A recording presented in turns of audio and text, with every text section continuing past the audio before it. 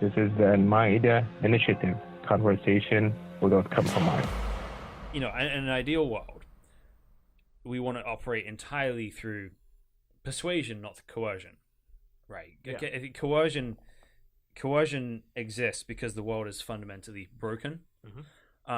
But so in Genesis 9, which is the first book of the Bible, God kind of ordains the first civil government to punish evil, to take revenge for murder and other crimes against people,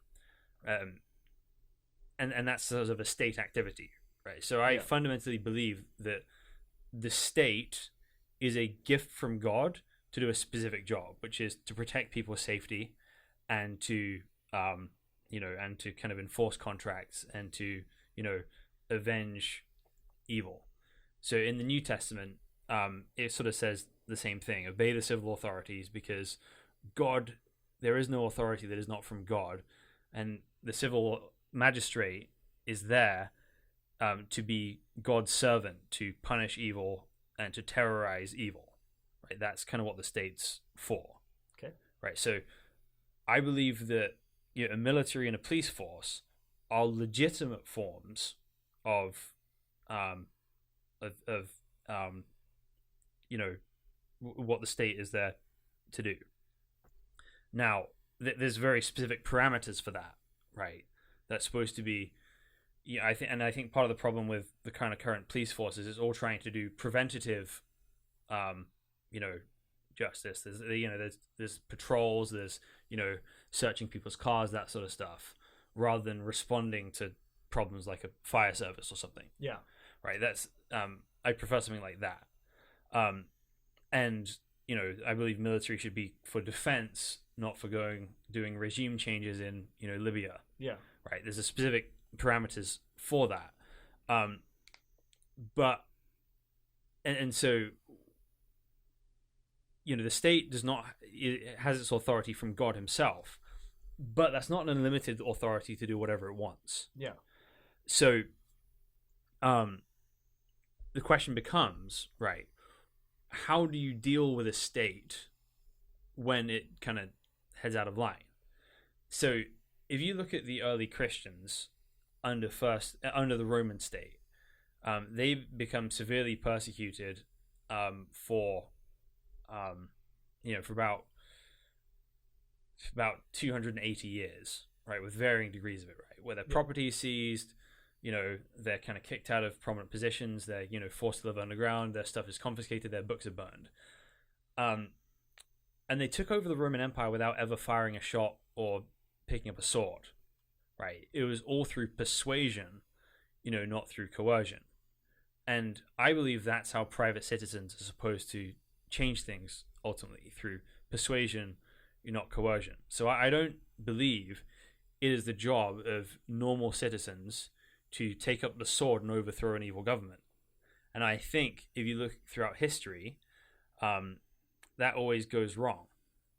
But what there is in the Bible that's really developed in the sort of 16th century is this idea of lesser authorities under that government, right? So the idea is, if you're if you're like an army colonel or something, then you do have a responsibility to obey the leadership of your country, but you also have two other responsibilities, which is to obey God and to protect the people you're given to protect. Yeah. Right. So that person, that sort of like middle authority, or what's called a lesser magistrate, then has the right and sometimes duty to resist, sometimes even violently, the evil that's happening on the higher degree. And that should always happen in accordance with the law. So ideally you want a society that's not governed by men, but is governed by laws. And if you have that, then you have a great basis for for people in partnership with righteous sort of middle government to be able to stand up to the evil of the government. So in Nazi Germany, there were several assassination attempts on Hitler. Some of them, as a Christian, I would not endorse. Right, so there's a guy called Dietrich Bonhoeffer, who's a Christian pastor who serves the church, who tries to, be part of a plot to assassinate Hitler.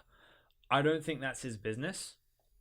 However, I would not endorse a pastor of a church doing that, because the church and the state have different jobs. Yeah. However, there's a man called Klaus von Stauffenberg, who was a colonel in the Wehrmacht, and some other military leaders and some civilian leaders worked on a plot to assassinate Hitler from within the government, and that I'm all in favor of. Right? They saw the evils that were happening. They wanted to put a stop to it, and they came so close.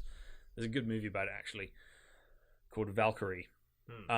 So there's kind of right ways and wrong ways, of doing things. But if you're doing it with accordance of the law, it's easier to stop once you reach a certain point. Yeah. So if you look at the sort of British Civil War and the American Revolution, they both had kind of definitive stopping points. So because they were trying to deal with the law, right? So the reason there was a civil war in England was because the king was disobeying the law by not submitting to the parliament. And then when that civil war kind of ends in, the balance of power of parliament being restored, the American War of Independence, the English law had changed in the 100 years between when the Pilgrims left and the Revolution. Yeah. So that they weren't being represented in the way they thought, right? So they thought Parliament represented individual parts of England, and the king was the executive, right? And then their own people represented them, and the king was their executive, right? So they'd have equal footing to Parliament.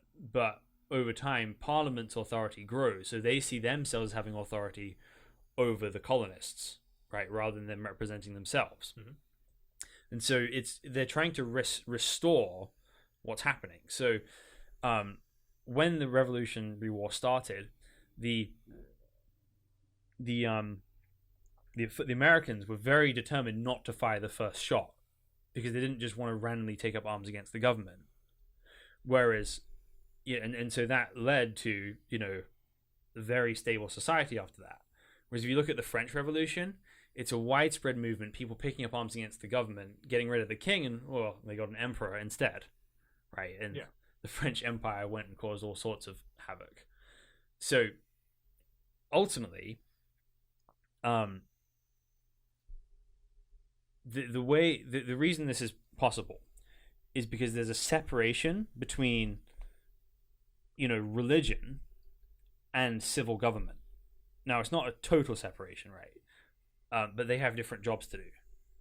So, and so so Jesus is oppressed. He's he's from a marginalized community, in an occupied country, right? Yeah.